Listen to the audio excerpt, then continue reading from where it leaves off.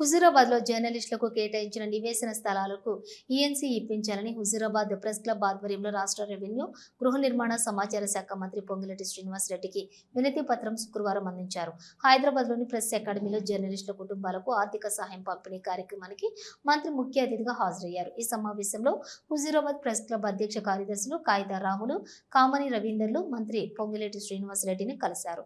హుజూరాబాద్లోని జర్నలిస్టులకు గత ప్రభుత్వం మంజూరు చేసిన నివేశన స్థలాలకు ఈఎంసీ ఇప్పించి క్లియరెన్స్ చేయాలని కోరారు. దీనిపై స్పందించిన మంత్రి జర్నలిస్టులకు పంపిణీ చేసిన నివేశన స్థలాలకు ఇరిగేషన్ డిపార్ట్మెంట్ ద్వారా ఈఎంసీ ఇప్పించేందుకు కృషి చేస్తారని హామీ ఇచ్చారు.